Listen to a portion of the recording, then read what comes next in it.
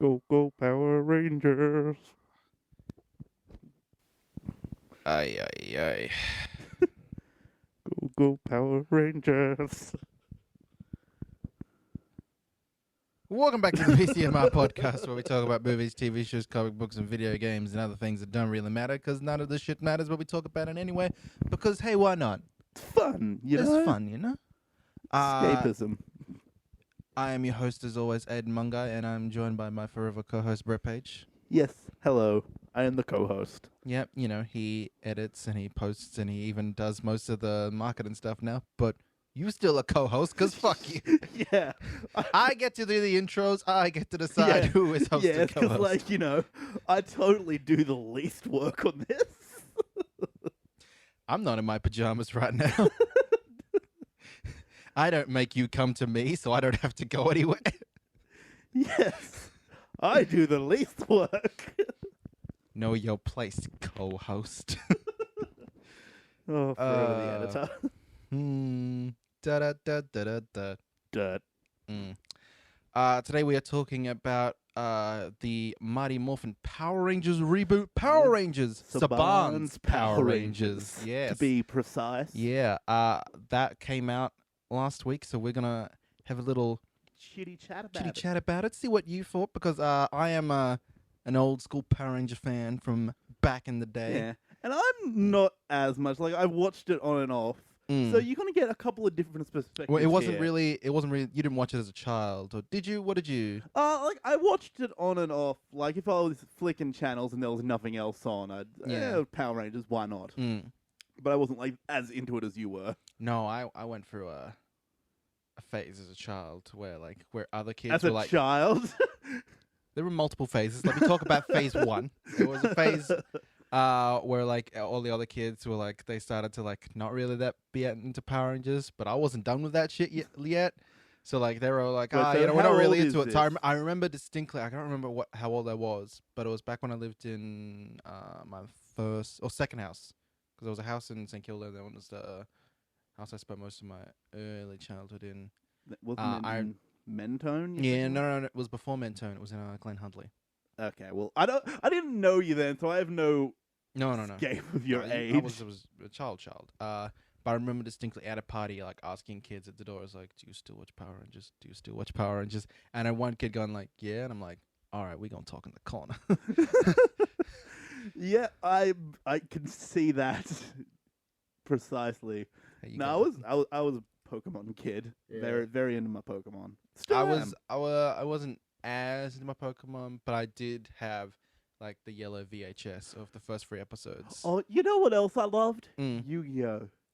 Ooh. Yeah. I wasn't just into the show. I was like into the card game as well. I didn't really have anyone to play it with. It was mainly just me and my brother. And once he got sick of me always winning, probably because I cheated. I don't. Fuck it, you know. No, quite a few of my friends at school played Yu-Gi-Oh, Mm. and they had a tournament at the Toys R Us. Well, This is when the Toys R Us was where the laser tag now is, not where it is now. Oh, I remember it was after I'd like given up, because I only had like the cheap kind of like the knockoff cards, and I'd only play against my brother. But my friend Alex, I remember I went over to his house once to hang out, and he's like, "All right, we're going somewhere." I'm like, "Well, where are we going?" "Oh, just come with me. I just got to go do this thing." And he went to a legit Yu-Gi-Oh tournament. He was versing like, I remember it was like just they were probably only like teenagers or something, but because I was a kid, they looked like full-grown adults to me. And he's like fucking just thrashing him at Yu-Gi-Oh, and like, and I'll Yeah. just do this, and I'll do this, and I just like, Yeah, just the like, Yu-Gi-Oh tournament I went to, I fuck is think it was a going bit more marketed to kids, well, Mm. especially being at a Toys R Us. Like, Mm. there was teenagers there, but I think it was mainly kids. I entered it 2 years in a row. First year, I didn't really do anything with it. I was real bad. But the second year, actually, because I grew up a lot in that year and I became smart, and I realized how to use my cards and how to construct a deck properly, not just throw all the pretty-looking ones in one deck. I actually won the tournament the second year I entered. you big fucking nerd. I know, right? You're And- a big fucking And nerd. I won a real Egyptian god card. Oh, damn. Yeah. And to put into perspective, I'm pretty sure there was only 1,000 real of each of the Egyptian god cards printed ever. and I have no idea where it is now. I think my mum might have accidentally sold it in a garage sale. Probably. And I'm like, Mum, you know this could be like worth hundreds of dollars now. Maybe. And she's like, Brett, you know what else would be worth hundreds of dollars? Getting a job. Why you still live here? Why are you such a disappointment? Why is it that the peak of your life was winning a Yu-Gi-Oh tournament as a child? Hey, don't push your shit onto me. You internalize that shit, all right? Daddy never loved me. But we're not talking about childhood trauma or victory. We're talking about... Oh, well, it's relevant because Power Rangers was a part of our childhood, so we're talking about things in our childhood. Yeah, but before we do that, I'm thinking we introduce, in weeks where we have some big trailers drop, we should, even if it's a movie review week... Yeah, just quickly talk about some of these trailers. We don't want it to seem like we're ignoring these things when they're huge. Everyone's talking about it.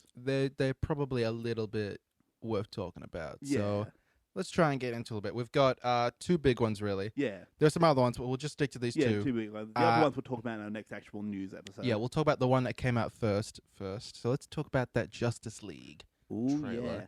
This is the second trailer to drop. Last time, I think they were still filming. It was early on. And it was at like a Comic-Con. Yeah, that was at Comic-Con. So this is like our first official trailer. What did you think? I think Zack Snyder's really good at putting together trailers, but I still don't trust him.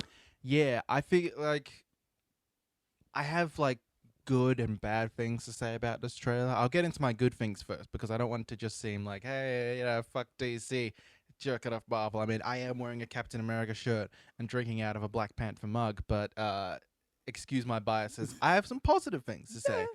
All of the characters seem pretty cool.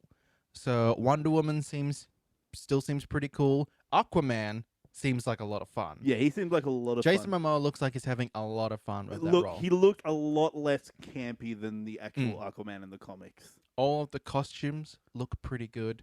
All of the action shots for the characters look pretty good. I will say one thing that in some shots, some angles, Cyborg doesn't look great. Yeah, that's like there was a part in the trailer where like they've still got 8 months on that. That's not coming out till November, so they can touch up a bit on him. Yeah. The bit in the trailer where he like when you first see him properly in action, where he like saved the guy from the flying car or whatever it was. In that, there was a couple of angles in that where I'm like, yeah, you look real bad at some points. I think there's a thing going on here, and especially it's something that happens a lot with Zack Snyder films, is that, and this gets into my bad points, is that this film doesn't feel grounded in like any certain place. Like you say what you will about the Marvel films, but like everywhere, even when it's on like Asgard or like they're in like a floating city or a fake country like Sokovia, it always feels like a place. Like you could visit there if you wanted to, or if you had Einstein-Rosen Bridge or a Rainbow Bridge, whatever, you could get to Asgard. It feels and looks like it looks like a place. Does anything, even like just anything in here, maybe except that bank shot where like Wonder Woman's like kicking a dude out from under at some bank, does anything here actually look like a place you could actually visit? Not really. And well, I'd say that for a lot of these films so far. Like, I felt that a lot throughout Man of Steel, where like a lot of these I feel like it's gone progressively worse. Like I feel like Man of Steel, like it was okay because it was just like it's Smallville and Metropolis, because you've got nothing to compare them to. It's just like, oh, here's a small town and a city. You could just be like, okay, that is a small town, that is a city. They kind of felt like places. Batman v Superman, it becomes a little bit more apparent because you're like, oh, well, Gotham and Metropolis, they don't look any different. They look the same. I can't really tell the difference between the two. Here it's like at its worst, I feel. And that might just be because there's some parts where they'll go to Apocalypse or they're on board some kind of alien ship or something. But it just, like most of the time, it's either cloudy or it's at night.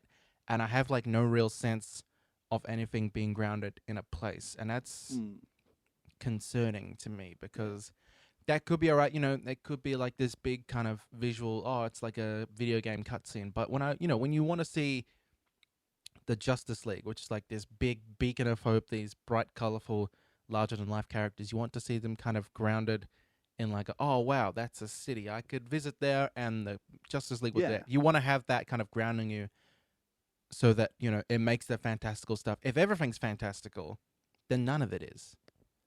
That's what. That's a great way to make fantasy seem better and more interesting, is when you ground it in like a certain sense of reality. We're like, okay, because then you have that contrast of like, wow, that's how fantastical this thing is. Because when you look right next to it, there's just a plain old building or just some regular people.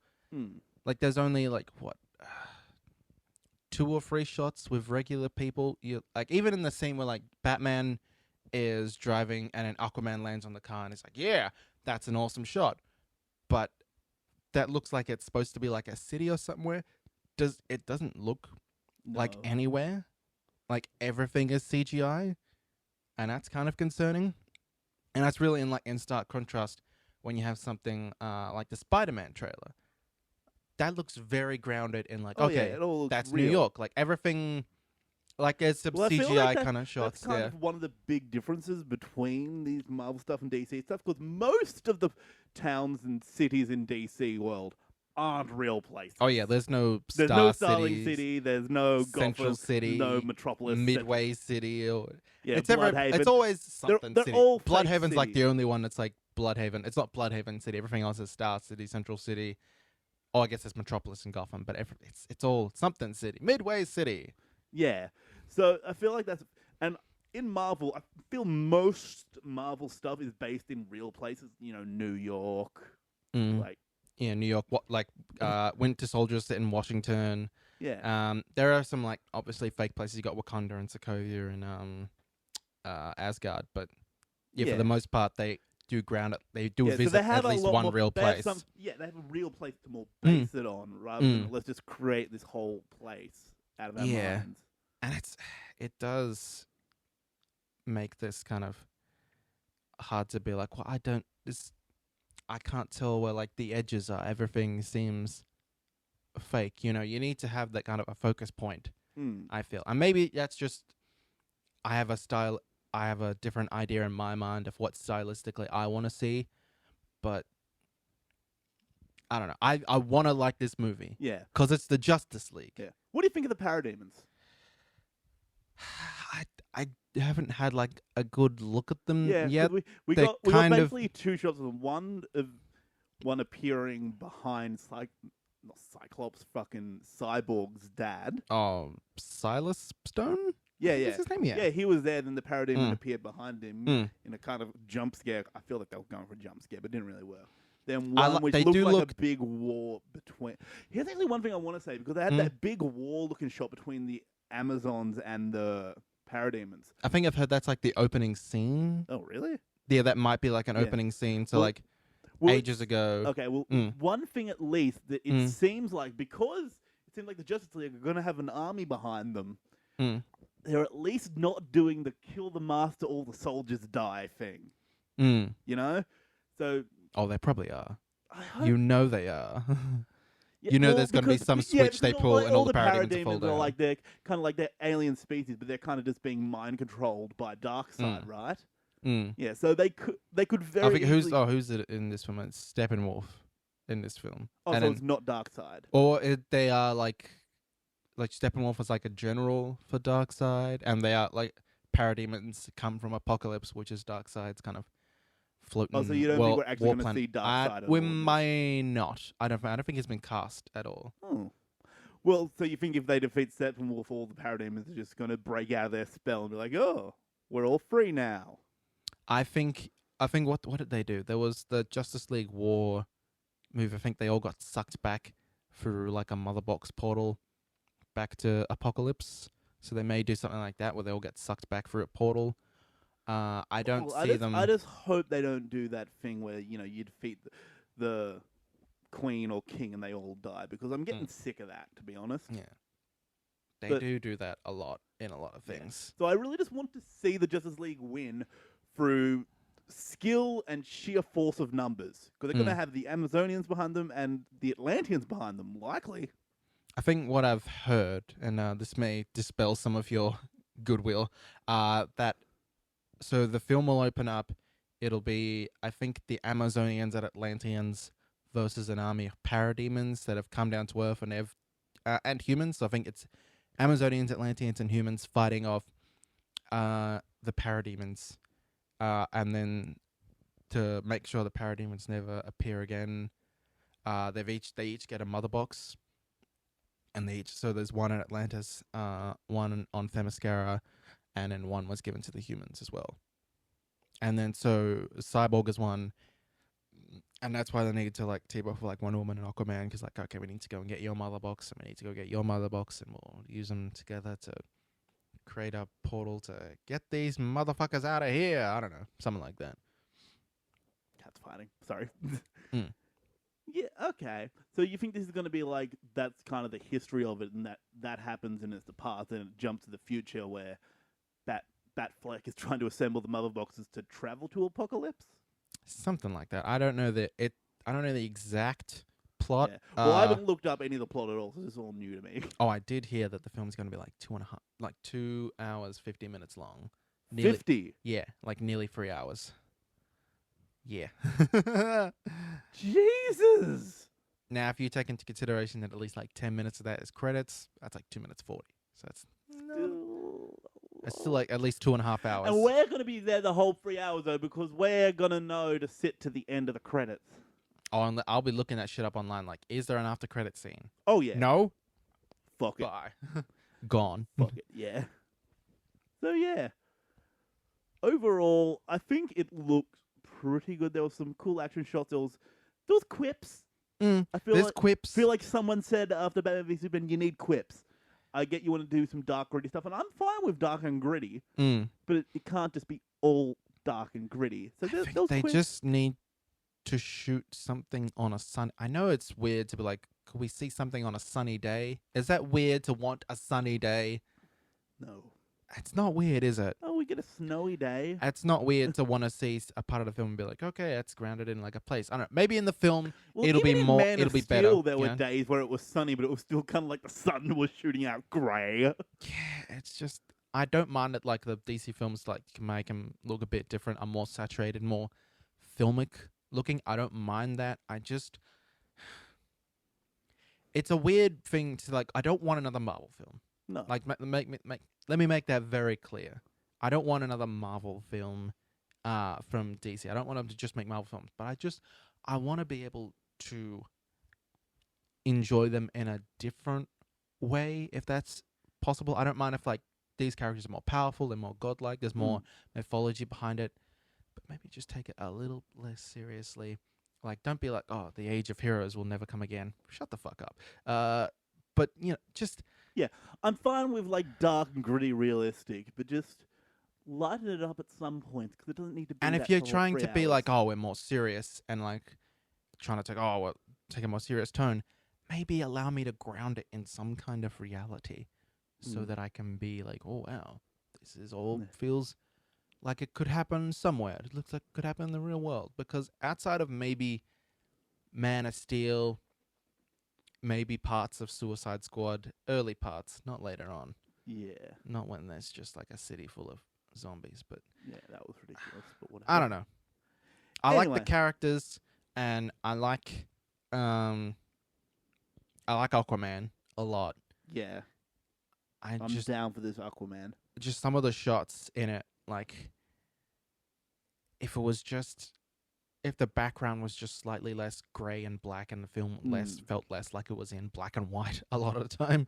Yeah, it would be so much more enjoyable, because if you had like some contrast, especially that shot where like Batman swings down and like does a roll, throws an explosive on a parademon, that's a classic Batman shot that you get a lot in the cartoons. You don't really get in live action, and I want to appreciate that shot because it is such a fucking cool shot.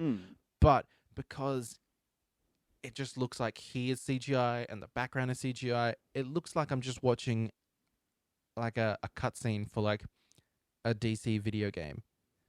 Yeah. And I want it to feel more like, hey, I'm watching a live action movie. I should be able to feel like, hey, this is real, instead of being like, well, this is just a CGI cutscene. Mm.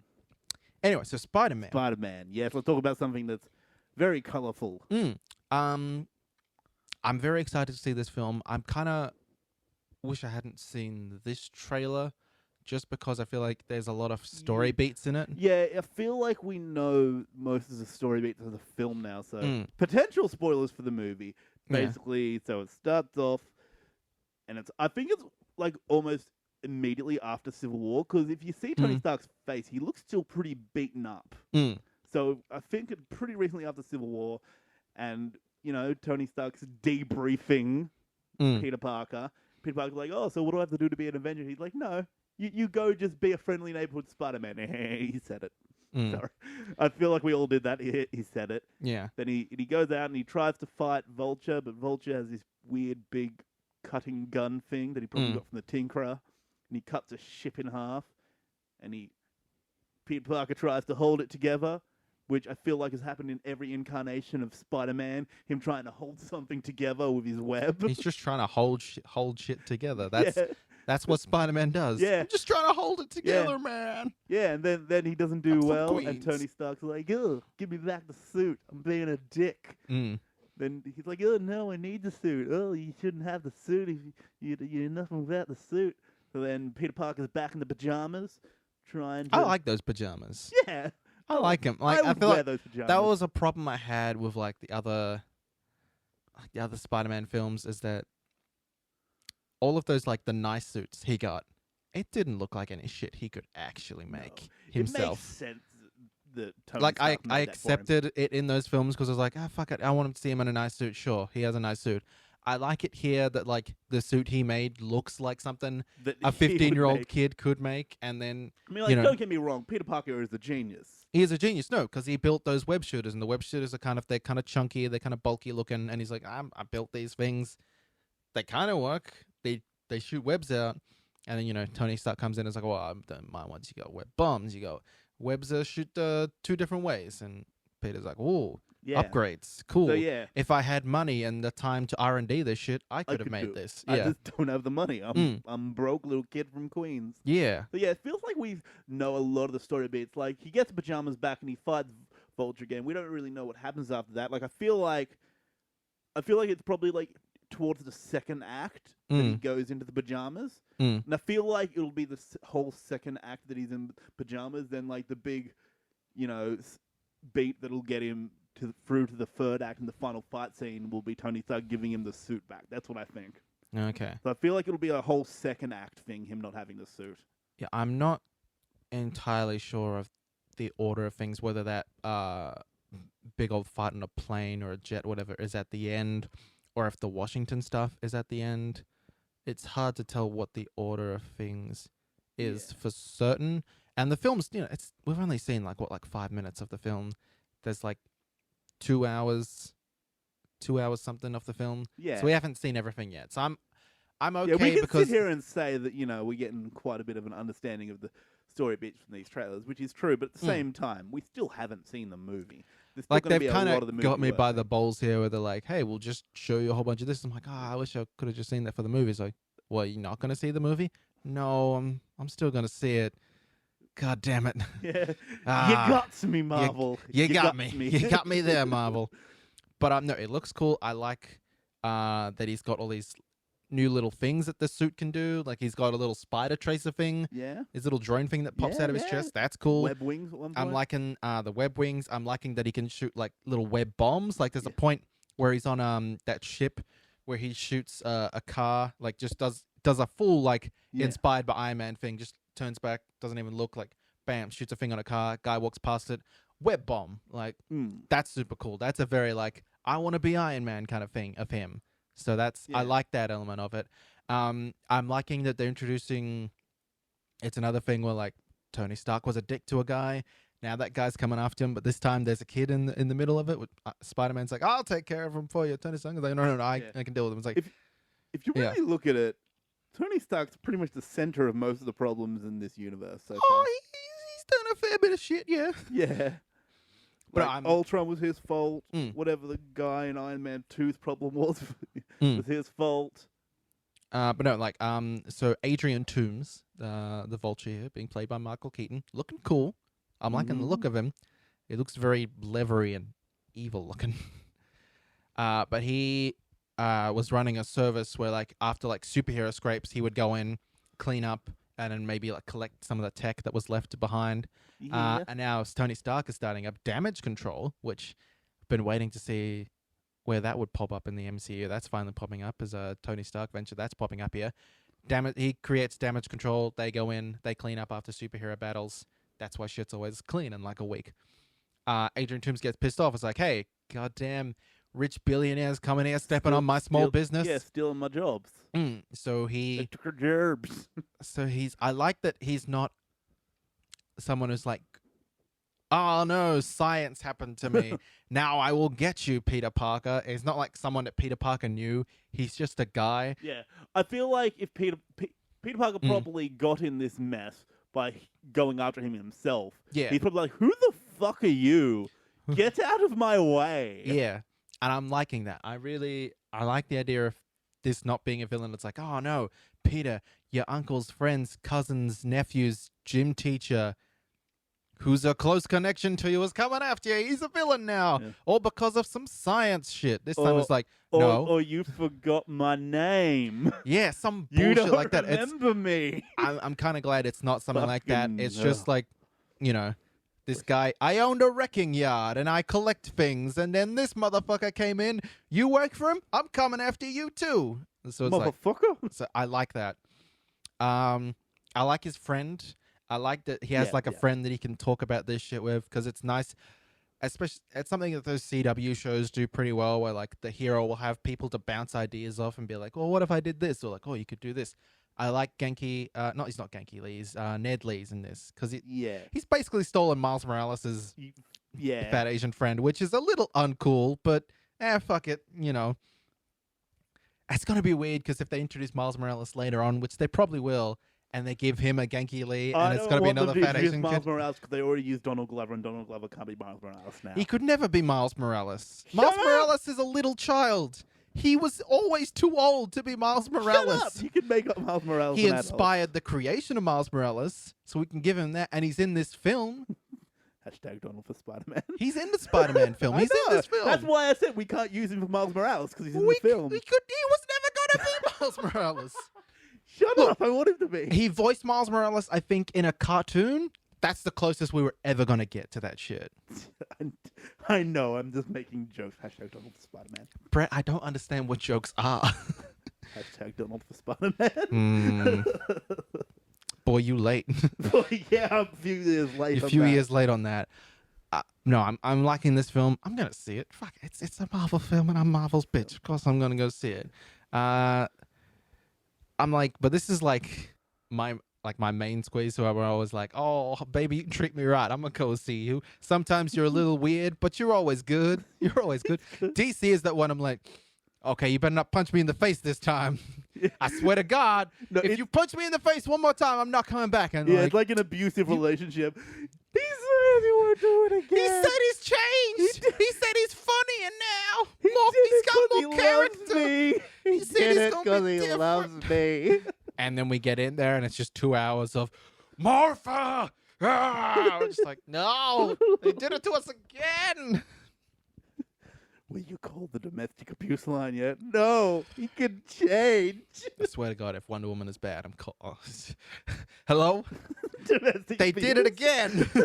They fucked me over again. Right in the bus. But in terms of like trailers, Justice League was good. This one's good. Showed a bit too much. But I'm on board for it. Yeah. Yeah. So let's want to talk about some Power Rangers now that we're like half an hour into it. Yeah, let's get into some Power Rangers. Go Power Rangers.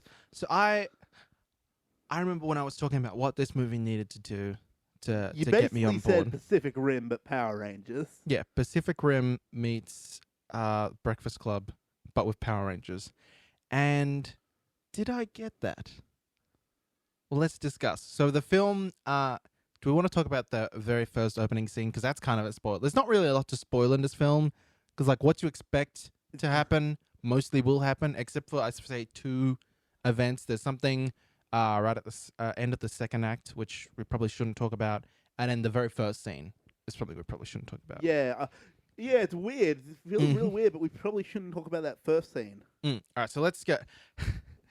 So that it starts off before that first scene. We'll skip that. We'll talk about that in spoilers. Is that still recording? Yeah, it is. Okay, cool. I was just making sure that when I dropped it didn't stop. Okay, cool. Yeah, so it starts off, which is a very, I think, a bold but also kind of safe choice at the same time for them. Where they open up, and it's the Red Ranger, Jason Scott, played by Dacre Montgomery. I don't know how to pronounce it. It's Dacre. Call him Daiquiri. Daiquiri, yeah. So when Fancy Drink Man, he's pulling a prank, and like his friend does that like classic like, oh yeah, they've put I milked the cow. they put a cow in a locker room. It's like, oh yeah, I milked the cow, and it's like, that's not a cow, it's a bull.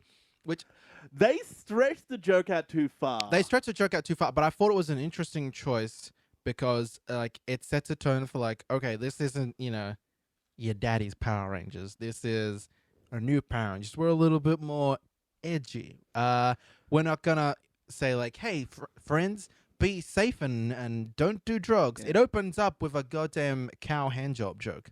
Yeah. So that it doesn't set the tone for And the here's- film, and here's but the it does thing. like kick you in the face like, hey, we're different. I saw this movie with a Mm. really weird crowd because unlike most films that have been back and forth, we didn't see this together. No. I saw this early in the morning on Saturday because I wanted to recapture some of that kind of Power Ranger spirit. Yeah, and like you'd already invited me to that, but I was like, yeah, no, I'm not waking up early for that. Nah, that's fair. So I saw it with a really weird crowd because the crowd I was with liked that joke way too much. Like, I'm like, I got a bit of a like a hearty nose breathe out of it. Yeah, because it's a joke you've heard before. It's Yeah. like it's like you're watching a comedy special from like years ago, and you've already heard all the jokes, and you hear it again, and you're just like, That is funny. Yeah. But like, Yeah, it's been done. Yeah, I gave it a hearty nose breathe, but everyone else in my cinema really liked it. I saw it in a really weird crowd, man. Yeah, but then it goes into a really, I thought, a very interestingly filmed car chase. Yeah, surprisingly good car chases throughout this film. Yeah. Yes, there's more than one. Yeah. I think there are some really interesting choices made in this film. I think I'll also say it's better than you expect. This, like, I feel like some people going on, it's like, oh, it's just gonna be some bullshit Transformers again. No, this film, I think across the board, most people are saying Yeah, it's better than you it was expect, fine. and the main cast is really Yeah, good. all the actors. I have some problems with some choices that they made in the writing for some characters. Yeah, the writing isn't Yeah, the 'cause, like, best. basically all these characters like, oh, we're misfits, we're outcasts, you know? Don't call But us I heroes, we're didn't- legends. Yeah, no. But I didn't. Sorry, I didn't mind that because I feel like they went back to like the initial premise of the show, and they looked at some things and they decided, okay, what are the core basics of the show? They're teenagers with attitude. In the show, they never really had attitudes. They were all really nice kids. They Yeah. like they See, they shouldn't really have been hanging out together. Like they were all like a bit different. Like they didn't seem to like fit into like the same kind of cliques, if you will. But they're very nice kids. Yeah. Here, these are some fucked up kids. They've got some See, attitudes. here's the thing is, at least two of them, all their lives was perfectly fine until they did some dumb shit. They didn't really explain why they did this dumb shit that they had no reason to make. Because I don't know if it's spoiler territory, but whatever. Like Jason, the main one, he was like an up and coming football star. He had scouts coming to all these games, and he decided to do this dumb prank and get in a car chase with the police. And I we feel don't like really that's explain kind why of- he did that. I kind of understood it to be like small town kind of syndrome, where like you're in a small town, you're bored, and you're told, oh, this is the path you have to take. This is what you have to do. This is who you're going to be. And you kind of, because you're a dumb kid, you kind of rebel against that. And you're like, well, fuck you, I don't want to do it. And you just fuck up on purpose. Yeah, because well, you see, kind I of don't- hate I don't know, yourself. They didn't really like. I thought it could be like that, and I was thinking. Honestly, I was thinking a Troyan Community type thing, where like, oh yeah, I purposely sabotaged myself because I couldn't take the pressure of being this big football star, whatever. I could see something like that being. They never really explained it. Like, oh, you did this dumb shit. I think they kind of did. I felt they did. Yeah, I didn't feel that. But didn't I feel- will admit I was giving the movie a lot of benefits of the doubt. yeah. Going because I'm like, Yeah, well, I don't know. my expectations but- aren't high compared to the show.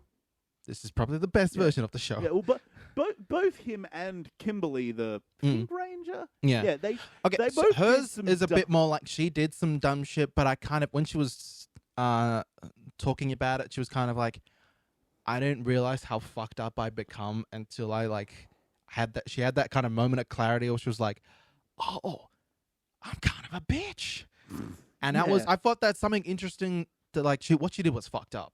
Yeah. And it is like, but they were trying to like cover a lot of like, oh, here's some modern kid problems, and they are teenagers with attitude. And I like that they did that. Like the writing for it isn't great all of the time, but all of the actors brought a lot of real emotional honesty Yeah. to their roles. I feel like Billy was the best. oh yeah, hands Billy down was- my favorite. Like Billy and Zach, Yeah. because I think Billy and Zach were the two that I didn't really have any problems with the writing of, because I could understand all of their characters. Because like the other one, I had a bit of a problem with. What was her name? Trini. Trini. Yeah. Yeah. Her problem seemed to be that she had a loving family that she didn't want to talk. That seemed like her entire problem, that she had a loving, supporting family that she didn't want to communicate with. Oh, what, you've never known like a girl, teenage girl who has this loving, supporting family, and she's like, "Fuck you, family." Yeah, but not to this point. I mean, what? Like she willingly has no friends and she just hates everyone. Like, oh, I hate my loving, supporting family. She's in a small town, and she's going through some shit in her head, and her family, she was saying that her family is very kind of like normal, and I think that was their kind of stepping around the bushes way of saying like they've got Christian values and they want her to be a certain way, and she's like, well, I'm not this certain way, and if I try to talk about, well, this is what I'm feeling, this is what I'm going through, they're like, no, this is too weird. And I felt like they probably could have done that I in a feel more. like this is you again giving the movie the benefit of the doubt, No, and you just explaining the stuff away. Maybe. I'll give you that. It might be that. I'm not saying But I that's- dislike this film. no. I think I like this film maybe to the same level as you, but I'm, I'm This aware is of me these interpreting problems in the it. Yeah, writing. this is me going like, okay, I can see what you wanted to do, and I'm gonna give you some benefit of the doubt because Yeah. yeah, But I will say this movie could have used more Zach. yeah, I think him and Trini could have used some more scenes because they were the ones that were short shafted. Because this film really focuses on the Red Ranger, the Blue Ranger, and the Pink Ranger. Like, Yeah. Jason, Kim, and Billy get the majority of the screen time. Billy is I feel like the heart of the movie, which I feel like is definitely the right choice. Though I will say though, the one tiny problem about Billy, I feel like they introduced him as having a disability, but I feel like in times they forgot about it. Because at times he was like really, you could tell he was disabled, but at times he was completely normal. So I feel like, is this intentional, or are they just picking and choosing when they want to showcase this? I would argue with that, but I know of a couple of like people on the spectrum. Like that's the Billy's thing is he's on the spectrum. Like he's autistic or he has Asperger's. He's something. Yeah, that's what I'm saying. I don't know if it was intentional or not, but at sometimes From he seemed the a lot more disabled than people other I've times. talked to who are on the spectrum, like they like really like the representation of like that. I don't know. I don't want to call it a disease. Like that affliction sounds wrong as well. Condition. Yeah, condition sounds non-judgmental, right? That's okay. Yeah. Who are also on the spectrum? They kind of felt it was an accurate. Ish. Like everyone's experience is different, but they thought it was accurate enough. Yeah. So I'm not sure. So if I'm it was giving that the intentional full or like. not. Sure. Yeah. Well, it wasn't that much of a problem for me. It's just kind of a thought I had. Like, I'm not sure whether this is intentional or not, but at some points he does seem more, disabled than at other points. Because at some points he seems like totally normal, just a bit of an awkward kid. Well, again, he might not be like that Yeah. far onto the spectrum. He might just be enough to like, okay, I have these Yeah. certain little quirks that I Though have. there is one thing I will say that I don't like how they did the Rain Man thing with him, where he's just like automatically easily finds where the thing is. I'm not gonna say what the thing is. Fuck it, he was supposed to be the smart character in the show. Anyway, I'm fine with him being smart. Like, I know some people have a problem with that trope of like, oh, the autistic people, they're really smart. They got the Rain Man powers. Yeah. But I felt fine with it because he also had like a personality Yeah, of his well, own I'm fine outside with of being smart. I'm fine with him being smart because they established from the start that he's a real smart kid. But at the same time, is he smart enough to find the crystal that spoiler, that Zordon himself couldn't find? Is he that smart? Well, to be fair to Billy could walk around. Zordon was stuck in a wall. True. So maybe he's like, well, I just walked around a bit. True. I got these legs. That's how I found it. It's Good still- old-fashioned legs. Yeah, it's still not that much of a problem for me. Like, I feel like I'm being like we both were with Iron Fist last week, while you're giving a bit more leeway. Like, even though I'm bringing up problems, don't get me wrong, I had a good time. Yeah. So there's a lot of things I'm liking in here that they've decided to kind of change and kind of refocus, because the show has like it's got a solid formula and they do it for like a couple hundred episodes, and you Yeah. can like see like all the different variations of that formula. Here they've only got 2 hours, so they've got to establish like, all right, so you want to like these kids, so we've got to each, if not like them, at least feel like they are real people Yeah. or have like real problems. So they've gone teenagers of attitude. All right, we'll each give them a little bit of attitude. Yeah. It's enough for like an action flick. So like, okay, they each have their little moments of like, here's our thing. I really like that campfire scene. Yeah. The scene where they all talk about Yeah, like, yeah. here's some I shit. like that because with a lot, like 5 pretty much main characters, Mm. 3 more main than the others, but you get Yeah. the point. Mm. There's not a lot of time to give them all big character arcs in a 2-hour movie. Mm. But I feel like with the time they were given, they did a good job Mm. giving each character their own certain amount of arc. They didn't give them Mm. more than they needed. They gave them just the right amount of a character arc. Yeah. I like all of that. I like the campfire scene. I liked Rita for the first kind of half of when she was being a villain. When she was being a crazy zombie. Yeah, bitch. I like when she was being like a weird, like a horror movie kind Yeah, of it was real character. That was creepy. real creepy. I really liked And that. she ate up the scenery in those Oh, she was eating scenes. up. Just like Elizabeth Banks was just taking like scenery, not just chewing it, like fucking biting clean through it, Yeah. and then spitting it out, and like like Yeah, she was she was- chewing she up was that scenery. amazing in those scenes.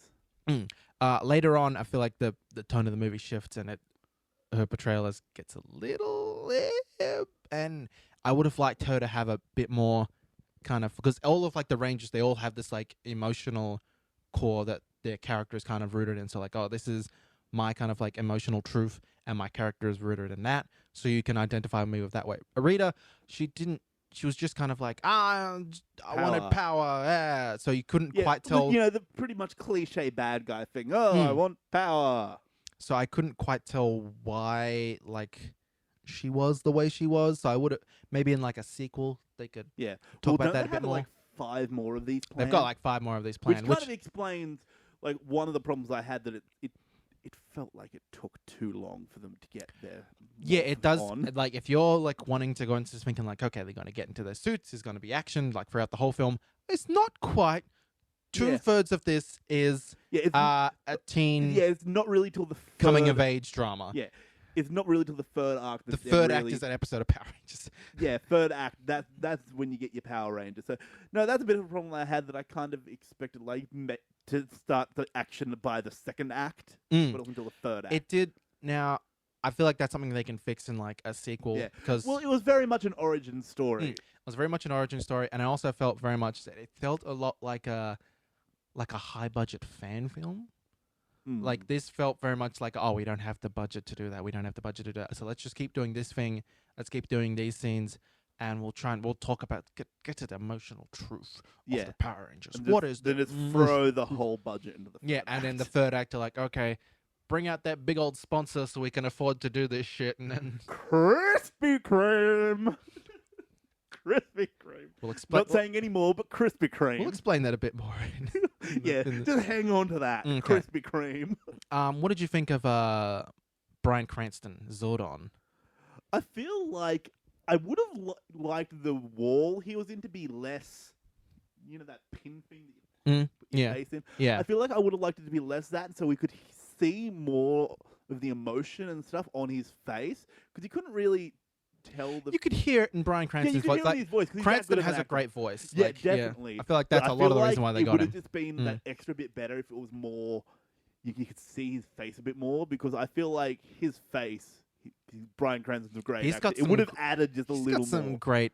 It He would, gives great face. yeah, it Yeah. really gives great face. Mm. It would have added a little That- something more. People to it. should be saying that more about like actors. Like Gives that great- should be like a great like a compliment you can give an actor. Like, oh, you give great face, man. Like, thank you. Yeah. Well, I tried so hard. I was going through so many emotions up there, Yeah, and I'm it's- glad that you And noticed like, it that. seems like weird to say it, but like, what other way is there to say it? That just Mm. the way they act with their face. Like, They give good face. Nerd Writer on YouTube, he did a great video on how. Oh yeah, Anthony- on Anthony Hopkins in Yeah. Westworld. Great video. Recommend that. Go. Don't be listening to us. We're shit. Go, Yeah. go watch that guy's video. Yeah, he's smart. We Yeah. just talk about character arcs. We Can I kind just of say know how I'm really films are glad made. that like video essays have become a thing because I love them. I love a video essay. Oh, and yeah. I'm glad that these are like becoming like more popular. Some are better than others. Like Nerd Writer's one of the better ones up there. There's a couple others out there who are doing it real good, but I'm liking these. Yeah. This is like my favorite trend at the moment on YouTube. Anyway, Make back some to for us.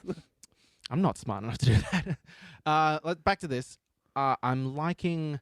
I really liked the choice of getting Bryan Cranston as Zordon Yeah. because he has that history of the show. You know, the reason Billy Cranston's last name is Cranston is because Bryan Cranston, He had voiced that. a lot Yeah, of he the voiced a monsters. lot of monsters. Yeah. And apparently he made like $50 an hour for it. I Hey, don't man. know where I heard it knew that, but I'm like, I don't know how you know that, but that's an interesting He was tidbit. broke. He was the same age as us. He was just going like, Rangers, Yeah. lizard, And hey, make $50 an hour for that. Ah, fuck Like, it, you if know? that's a true figure, I don't know Mm. if it is, but was- figure I heard. Probably wasn't in there that long. It was just like, can you give us a different version of What about A little bit lower. That's it. Thank you. Yeah. Then as soon as Malcolm in the Middle started, he's like, yeah, I'm out of here. But hey, they gave him his start, so he obviously still had a good working relationship with them, where they were like, "Hey, Yeah. we're doing this Power Rangers movie. You want to be Zordon?" And he's like, "Oh fuck yeah!" Yeah. So I'm glad they got him, and I liked Bill Hader as well as Alpha 5. I feel like they tried a bit too hard with Alpha 5. Yeah, I would have. Do you get what I mean with that? Explain yourself a bit more, actually.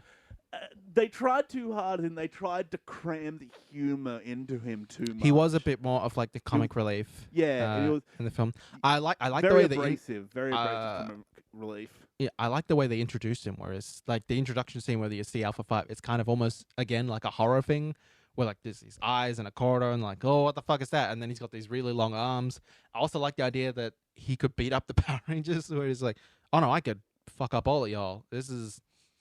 I'm just a little guy. Oh, you think I'm not intimidating? Bam! Stretchy arms. I got you. I like Yeah. that idea that like he's just I'm just a bumbling sidekick. I will murder you. I like that idea that there's this like little thing in the back of his head. Is like I could take him if I wanted to. Yeah. So I like that. I liked a lot of the designs. I didn't like the design for Golda. Like I get the idea behind him, but it was just a little kind of eh. But I get the idea behind him in the same way. I like the idea behind the putties. Well, I like because in the show they're just like dudes in like morph suits. It's just gray morph suits, and they're going. I like most of the enemies in the show that. no, some of them are in rubber suits, completely different. Jeez, get it right. Yeah, no, but I like the idea that Rita was just like summoning him from the ground, so like you can see in some of the shots they've got like road signs in them. I like that they're kind of made up of the road and like just Yeah. rocks. That's real cool. That's a good idea. I like that. And I also get the idea behind making Golda not so much a character, but an extension of Rita's powers. Yeah. That's a fine idea. Sure, why not? I just maybe like lose the wings in the design because he never flies, so I don't understand why the wings are no. there. Just Like kinda maybe there. when he did the thing that Rita wanted him to do, he would fly off, but they never got to that point, so I don't know No. why those were there. But I guess the the Megazord had a similar thing where like they've got the wings from the pterodactyl Zord, and then they never fly. Didn't they use the pterodactyl wings as swords? Oh, they use them as swords. Yeah. Well, I guess that you can do that. There you Sure. go. Maybe if he pulled the wings off and they were like Yeah. swords, but instead he just kind of like Yeah. he Yeah, just shouldn't this technically be schmooched. spoiler stuff? This is all third act stuff. Or no? That's Yeah. this shit in the trailer. It's not spoilers. Like True. there are 2 spoilers that I don't want to talk about. Yeah. The rest is like fuck it. You know there's gonna be a big battle between a giant monster and a Megazord. If you know not- anything about yeah, Power if Rangers, not, get your money back. yeah, like there is that. And how did you feel about the design of like the suits? Because we hadn't really seen them in motion until now. How did you feel about them in the film? I felt like they were fine. I didn't really have many problems with the No, I suits liked at them all. more in the film. Like when I was seeing stills of them, I thought these are a little bit over designed. I'd like maybe in like a future film if they simplified the design just a little bit. Just a tad. Like some of the finer details, just get rid of them a little bit. Simplify it a little bit. Like they did with Superman's costume between Man of Steel and Batman v Superman. They refined the design, Yeah, and it looks smooth it out. yeah, smooth it out a little bit, brighten up a few things here, and it looked better. But no, I like the design of that. I don't know what else I could talk about without non-spoilers. Things I didn't like. Okay. There's a bully in this film. Real kind of sadistic kid who they did like address it, and there was some kind of talk like, hey, you're weird and kind of a cliche. But I would have liked, and this is a nitpick from a guy who watches the show, I would have liked if that bully was a Bulk or Skull or some kind of combination of the two. Yeah, I've heard other people say that, but I'm like, I don't know who that is. So. They were like stalwart kind of. They probably had like the biggest kind of like arc over like Power Rangers because they were on the show for like 6 seasons, longer than most of the actors who played the Power Rangers, and they went from like being in Mighty Morphin Power Rangers like these bumbling villains to they were cops at one point, then they worked in a juice bar, and then by like Power Rangers in Space, they are standing there like with like the rest of humanity against like the forces of evil, like yeah, and they had an arc where like they went from being dickheads to being heroes, and so like they're like a fan favorite kind of characters. They're dumb, real dumb, but it would have been nice if like 1 or 2 of them was in this film, just because I don't know. Yeah, I really don't know. That's fine. That's why I was saying like this is kind of a nitpick for me as a fan of the TV show. It would have been nice if that guy was one of them, but he's just some random ginger kid. So whatever. Well, do we want to get into spoilers? Because I don't think There's not much else. Let's get to touch into on. spoilers. So the opening of the film has some like nice nods to like the show, as well as like, oh, these are some nice things that they've kind of adjusted. So Zordon was the original like Red Ranger, not the original, but was a Red Ranger, The Red Ranger. 65 million years ago, and his team, they get betrayed by Rita, who was the Green Ranger. Spoiler. That's a spoiler there, yeah. We already said that. We already said spoilers, yeah. Which is a nice touch because in the show, Rita creates the Green Ranger power coin, and that's why you get like a Tommy Oliver and the Green with Evil Green Ranger arc. So that's nice how that they've kind of smooshed that together. It's like, well, she was the old Green Ranger then. That's a nice addition. I like that. I'm also liking the idea that her like staff being gold could be later turned into like that chest shield thing. So like whoever they cast as Tommy Oliver when they become the Green Ranger, they could just take that gold kind of staff thing and turn it into like a shield. So that's a cool idea. I'm thinking they could do there. Also like that the Zeo crystal is like the big kind of thing that creates the morphing grid or whatever, creates life on all these planets. Every planet has a Zeo crystal in it. And the Krispy Kreme. Well, I'm getting to that. I like that because the second series of Power Rangers was Power Rangers Zeo, where after like their power coins stopped having power, they got the Zeo crystals, and those created new morphers. So that's a nice kind of nod, like, hey, Zeo, maybe when they're done with the Mighty Morphin era shit, they can move on to Zeo, and then they could do Turbo, and they could just run through all seasons of Power Rangers, cast new characters, just do like a Power Rangers universe, just do I like can see on your face that this is your dream. 3 movies for each season, or like a movie. Maybe some seasons they can skip over some, like the later ones, probably, until it all. Because that's when it got bad.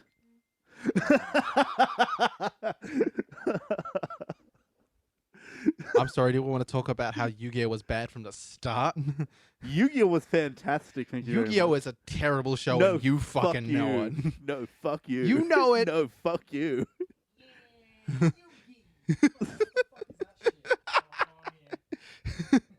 Fuck a fan of that podcast, bitch. I run this shit. Yu-Gi-Oh is just as bad as Power Rangers, and you fucking know it. It's all dumb shit. Fucking, the fate of the world shall be settled with a children's card game. Ah, yes, we Egyptian gods, we Egyptian pharaohs, we used to challenge each other with children's card games. Bitch, please. Don't you fuck with Yu-Gi-Oh, man. Don't you fuck with Yu-Gi-Oh. I ain't saying you can't enjoy it. I'm just saying, don't come at me when your shit is just as dumb. You go eat your bowl of shit by yourself. Sorry, I had to. You bleep yourself out of the podcast. It felt right. It felt right. I'm sorry. You can bleep yourself out in that motherfucker. All right. So the other spoiler, I guess, is worth talking about. So at the end of the second act, Billy dies, which I thought was a surprise. I felt like, hey, I'm real sad right now because I really like this character, and you cannot kill off Billy. At the same time, kind of knew the whole time. Yeah, he wasn't dead. You know, you knew he wasn't dead, but then that was a nice way for like Zordon, who's like, which I guess is another spoiler. The reason he wants these Power Rangers to come back and like fight is like, hey, I want you all to connect to the morphing grid so that I can open up a rift in the morphing grid and come back to life and do this shit myself, get my revenge. Yeah, which is kind of weird, and like I didn't understand how it worked. But it's kind of like, okay, I'm just gonna go. Sure, why with not? it. Yeah, why not? The morphing grid is magical. Sure, it can do that. Yeah, I wasn't questioning it. It didn't make sense, but I'm like, at the same time, I'm not gonna think about it. No, and I like that he got to have an arc. It's like pretty much everyone except Alpha 5 gets an arc. He's like, okay, we will. I'll grant Billy his life. Obviously, my time has come. I couldn't defeat Rita. That's on me. But you're a new Team Power Rangers. There can only be one Red Ranger. Jason, you'll lead these guys to victory. Huzzah! Go Power Rangers. They actually play the song. Oh, I love that. Like, I feel like they played it at the right time as well, with all the Zords running into battle. It's like, Go Power that's the Rangers. perfect time to play it. It does like stand out a little bit because the rest of the score is kind of very it's a bit on the hip-hoppy. nose. But hey, fuck it. At that point, you know, if you're watching this movie, I get that there are people out there that like didn't grow up with the show and they're just like, I just thought I'd see it. But for me, that was a fuck yeah moment in the movie. I was like, yeah, whoa, big screen, Power Rangers, hooray! So, fuck y'all, that was for me. It gave me a laugh. Probably the one thing in this movie that I laughed at and the rest of my dumb cinema didn't laugh at. Cinema didn't laugh at the dumbest things. Yeah. Another thing that I thought was an interesting thing that the film could have gone in this direction, but they didn't, is so they find the coins, and then the mine security is like, hey, who's exploding shit? What are you kids doing? And so they have to run away. And I liked that when they're running away, they're trying to drive in front of a train, and you think that they're gonna just pass it, and it's gonna be they got in front of a train, they can't chase them. Like even Logan did that with it, drove in front of a train. I liked that they got hit by the train. Fucking fucked them up. And I also thought it was real interesting that maybe the coins didn't choose them. They found them, and then the coins were like, well, shit, we either let these kids die or we bond with them and they can survive. So I kind of like the idea that they never were meant to be Power Rangers. Do the coins have their own mind? They've got a level of sentience. Like you can see like when they're walking around their house and like the coins like teleport them there, or like they put them down on a surface. I think the coins have like some level of sentience. It's not like full like ideas, but like they're like connected to the morphing grid. Oh god, this sounds so fucking nerdy. I'm just realizing how dumb all of this sounds, but that's okay. I love it. Wait. Just? It's like, like the straw that broke the camel's back. Like, it's like you say a small amount of bullshit and you're just like, no, this is fine. But you say a large amount of bullshit and you're like, oh, this is a lot of bullshit I'm saying. Anyway, morphing grids, Zords, whatever. So Krispy Kreme. I'm getting to I'm that. just going to keep saying it. We're getting there. I'm moving through. So I like the idea that maybe they weren't meant to be Power Rangers, that maybe Zordon could kind of see that. And then when they come together and they earn the right to be Power Rangers, which I feel like they could have addressed that a little bit. Like, maybe they had that moment of doubt of like, what if we were never meant to be this? I know we found the coins, but what if we were meant to find the coins and give them to someone else? We got hit by that train. The coins had to bond with us or we'd die. We're here because we fucked up and we're idiots and we're screw ups. But we're the only ones standing between Rita and the end of the world. So we've got to come together. Hooray, friends! I would have liked maybe that speech, but that was where my mind was going with that. But they didn't quite go in that direction. That's fine. I can interpret it that way and enjoy it in my own special little way. But that's okay. They got there through the power of friendship. Friendship is powerful, man. Friendship. That's a visual thing. That's not going to work on the podcast. No. But we just held hands. We held hands because friendship is powerful. I like that. I liked... Music.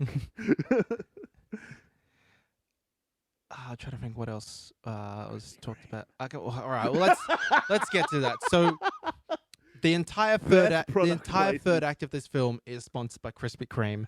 They say it so much. So we have to get to the Krispy Kreme. So the Zeo crystal, it's buried when Zordon he hides the coins and I think he causes the meteor to come down. It kills the dinosaurs. It buries the Zeo crystal in the ground, and in modern day in Angel Grove, that is under the Krispy Kreme.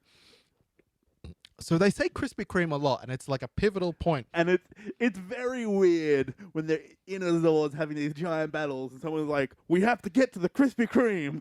We have to protect the Krispy Kreme. If Rita gets to the Krispy Kreme, the world is over." It's like, and then when Rita gets to the Krispy Kreme, she doesn't try and like, "Oh yes, I'm here. What is this?" She goes in and she just calm. Delicately has a little donut, has like a product shot with the donut.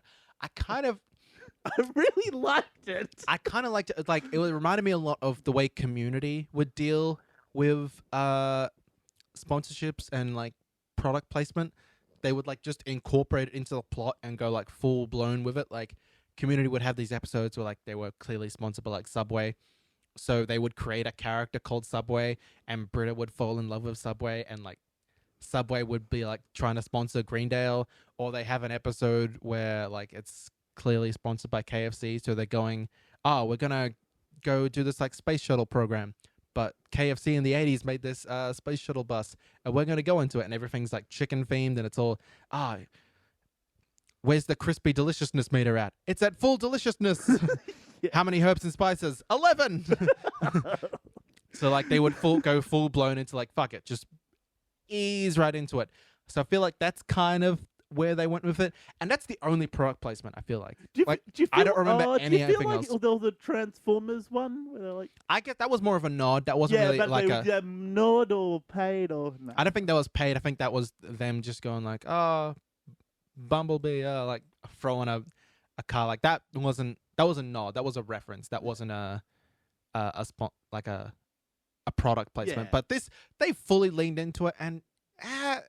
You gotta give them some respect for it. I kind of give them respect because I've never seen it on like the big screen. So like such hard product placement. No, it was like beyond the point of being like where like Michael Bay does it, and it's like 20 different products, and it's gratuitous. Here it was one thing, and they just kept saying it over and over again. And fuck it kind of worked. Like I walked out of the theater going, I kind of want a Krispy Kreme right now. Okay, my sister was in Sydney for a couple days, and it was on Tuesday she came back. And she came back with a 12-pack of Krispy Kremes. I audibly groaned when she came back with them. And she didn't understand. I'm like, what? Don't worry. Give me a Krispy Kreme. May the power protect you in the name of the morphing grid. Amen. Mm. Yeah. Go Krispy Kreme.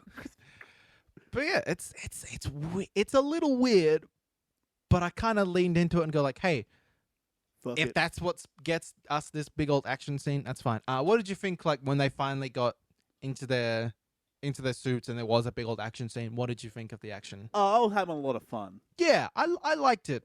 I'm liking that there was like they got to do some like on the ground kind of hey, we're gonna do some like action and stuff.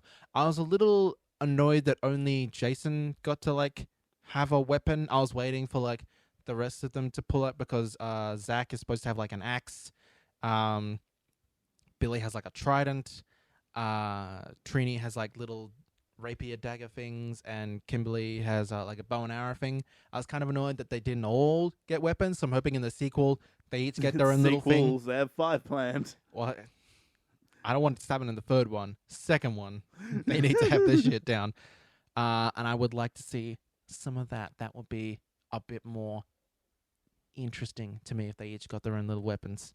How do you feel? Do you know anything about Tommy Oliver or Jason David Frank and all that? I know that Tommy Oliver's the Green Ranger because I've listened to podcasts reviewing it that told me that. Okay, so and I googled this. Well, I googled the scene after yeah. I saw it. I'm like, so there's the cast is so in the like the post credit scene, which scene. Yeah, mid credit scene. The only like mid credit things they could do for a Power Rangers movie is them going like, "Oh, we've got a new classmate, and it's Tommy Oliver. It's Tommy Oliver here," and you don't see him. You just see like a green jacket and some stuff on a desk, and then Billy's locker explodes, and that's it. The cast is saying that they want a female Green Ranger. How do you feel about that? Do you think that's a good decision or a bad decision? With someone who has like no real connection to the show and is just wants to have a good time. I don't see why they couldn't. Yeah, I'm leaning more towards the idea of it would be kind of cool. Mainly because if they do have like a female Green Ranger, they could switch things up, or instead of the Green Ranger getting with Kimberly getting with the Pink Ranger, maybe get that Green Ranger, Yellow Ranger action going on. And then Jason and Kimberly can have a little bit of a smoochy. And then you got two couples, and you got Zach and Billy just sitting there like, what the fuck, man? What the fuck's going on? We're supposed to be fighting crime, and you two are making it. You four are making out. I feel like it'll be Billy being like, what the fuck, guys? And Zach being like, oh, where's mine? Because I feel like that's consistent with his character. Yeah. So I feel like... No, I like the film. I feel like they could try and incorporate the Ranger stuff and the emotional kind of teenage stuff a little better in a sequel, because it was a little heavily leaning on the teenage stuff in this one, which is fine. It's the stuff that I really liked. Yeah. Well, it was an origin story, so we're always going to get a lot of introducing the characters and crap. And I like the lore of this, and I like the way they've interpreted the kind of Power Rangers lore, because there's a surprising large amount of Power Rangers lore. Yeah. So in a sequel, since you have what you don't know any of these characters, you don't know what you want to see. You want to see more fighting, more like martial arts. I think my favorite is it was in one of the trailers, but there's like a moment where like Billy does like a triple kind of like a kick thing against one of the. That's my favorite, because all I wanted out of this is like I want to see some martial arts, and I want to see some giant robots. I saw a giant robot, and I saw some pretty slick martial arts, so I'm happy. What I would like in a sequel, obviously we get the Green Ranger, get that Green Ranger arc. I would like maybe for Rita to be on the moon, and then she gets found by Lord Zed. I would like some Lord Zed action in this, because he's a kick-ass villain, and that would be pretty cool. I'd like to see Rangers versus the Green Ranger, and they're fighting until like maybe the second act, and then he or she gets turned over, becomes like, oh, I'm sorry, guys, I was just being a dick. I was being all evil. And they're like, no, you must come fight for us. Rita was controlling you. And then they have to fight kind of Rita and Lord Zed, and maybe they send down a monster and they have to fight that. That's what I want to see in a sequel. And they each get a goddamn weapon. I concur. Yeah. You're the Power Rangers guy, so I'll just stick with what you said. Did we give this a rating? I don't know if we gave it a rating. I don't think we did. We usually do that before we get into spoilers. Oh, well, we'll do it now. I give this a solid 7.5 out of 10. I was thinking just a 7. Yeah, I'm thinking a little bit more just because I got that nostalgia factor. I was like, woo! I had fun. I had fun with it. We'll call that 0.5 your existing fan 0.5. Existing fan 0.5.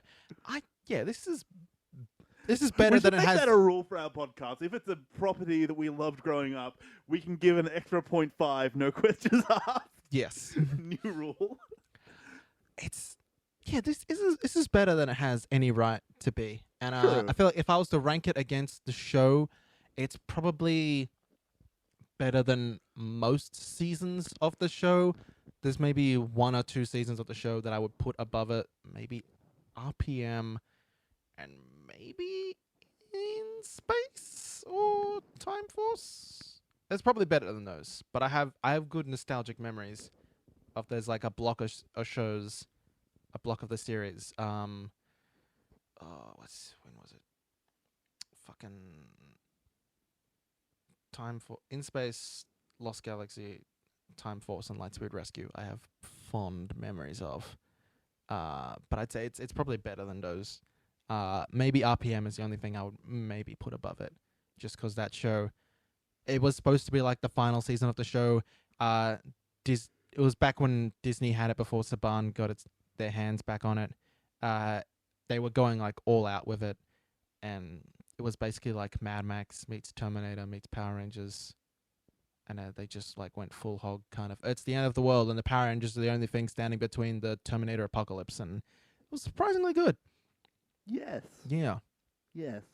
It has the girl that plays Liv Moore on iZombie. That was the Yellow Ranger in that show. They've got a few people on that who went on to become like either CW or other fan favorites. Oh, Malcolm in Jessica Jones, Red Ranger in that season. Oh, Yeah. I like him. Yeah, And I he's a think I nice boy. And I think I remember you telling me that when we did the Jessica Jones episode. Actually. Yes, he's a nice Australian boy. Yes. Yeah. Like nice Australian boys. All right. That came out wrong. Do you want to do a quick recommended before we end up here, or? I watched Legion. That's about all. Oh, have you finished that, or? Oh, we've still got the final episode that comes out today. Oh, okay, I'm still on episode 3. I need to catch up on that. Like, I'm behind on things. Like, I haven't watched. I think for once I am the one who's more ahead than you. I'm up to date on Legends of Tomorrow. There's a Flash episode I haven't watched today. I'm gonna go watch that later. The musical one or the one after the musical one? Oh, not the Flash episode. An Arrow episode. Okay. I haven't watched today's one. I'm 2 episodes behind on the Flash just because I didn't watch the musical crossover because I was behind on Supergirl and I wanted to catch up on that. And Man, then, you don't need to. You don't need to. I know I don't need to, but I just kind of wanted to catch up on it and then watch it. Man, Barry and Kara sing a song together called Super Friends. Sounds delightful. Okay. There's one joke in it that I really want to tell you, but I really don't want to because I want you to see it properly. I'll watch it. I'll get to it. Yes, it's a song called Super Friends. Oh, that's Delightful. That sounds so wholesome. It is. It is. It sounds like such a wholesome episode of the It show. warms your heart. Especially like And- since the show is going like darker and darker. It's like it's not as dark as Arrow because Arrow, if you watched like not obviously not today's episode, but like the last episode where like he's getting all tortured up and shit. Yeah. That show, like, I feel like they saw that Flash is getting a little bit darker. He's trying to save his future wife from being murdered, and they're like, oh, you think darkness is your ally? We were born in the dark, molded by it. Yeah. And they've gone like full blown like darkness, and I'm liking it. Like, I'm really liking Arrow this season. I'm also really liking the villain. Like, I feel like they haven't had a good villain in a long time. And Prometheus, now that they've like revealed, like, hey, this is who Prometheus is, the actor they've got playing him is fucking chewing up the scenery, and he's so threatening, more threatening than I liked Damien Dark. He's really threatening liking on a personal level. Yeah, he's threatening on a person. Like, Damien Dark was threatening. It's like, I don't know how you're supposed to beat this guy. He's got magic powers, and he's played by Neil McDonough, who's the most charming man in the world. How can you beat all that charm? He's the most charming villain in the world. But yeah, I like this guy because this guy is like, oh, he's He's damaged. He's fucked up. Yeah. Well, Neil McDonough was just like, I'm a villain. Yeah. And I like him on Legends of Tomorrow because he's just kind of, whenever he shows up, the Legends just kind of like, man, why are you here again? It's like, I'm just here to mess with you. And by the way, I'm with the Nazis. Cocaine for everyone. Yeah. Anyway, is there anything else you want to recommend, or shall we wrap this up? I haven't. I say recommendations. I haven't really done anything. Like, Yeah, I don't know what to recommend. The Dave Chappelle comedy specials. Have I recommended those yet? Yeah. Those. Watch Do you want them. to do the outro? My mum's just ringing me for the second time, so I need to answer this. I don't know what it is. All right, I'll do the outro then. If you have any opinions on Power Rangers or the Justice League trailer or the Spider-Man trailer, or if you want to recommend something that we should be checking out that we aren't, I'll take recommendations. I will. You can find us on facebook.com/PCMR podcast. We're also on Twitter @PCMR podcast. You can also find us on our own personal Twitter accounts. I am at Aiden's Vlog, AIDANSVLOG. Me man 125. Brett is meman125, spelled how it sounds. We also have an Instagram at PCMR Podcast. I haven't updated it in a while. I'm going to do that. I'm going to get back on that. Don't you worry. We also have an email account, PCMRpodcast@gmail.com. We have a website, PCMRpodcast.net. We have YouTube. We're on iTunes. You can find us in a lot of places. I think that's it. That's all the places you can find us. Thanks for listening, guys. No, we ain't got no Bebo. I used to have a Bebo. I think it's still up. I never had Bebo. Like, I went straight from MySpace to Facebook. I never did any of the. Oh, I did MSN Messenger. Yeah, back in the day. Yeah, I remember So did that. fucking MySpace. They tried to rebrand. Like, Justin Timberlake bought them or something, and it was like, yeah, we're all about music now. And people were like, nah, man, Spotify exists. Leave me alone. Well, even after the Facebook took over, MySpace was still pretty big for bands. It's Yeah. still for a while there. It's For a while, their bands were still on that, but then Bandcamp Well, when came we along. started and, yeah. Icarus Trial, we had a MySpace page for it. Man, that's some old ass shit. Your band is old as shit. Well, this was 2010. That's 7 years ago. That's old as shit. Yes, we could have a cohesive conversation with someone who was born the same year as Icarus Trial. You could have a cohesive conversation with someone who is as old as your band. Well, not really a band anymore. No, that's weird. Anyway, I have to go because of work. All right. Well, let's wrap it up there. Bye forever, but not Bye. really. Yeah. See you next week. Yes. Fuck, I always forget that's not the fucking off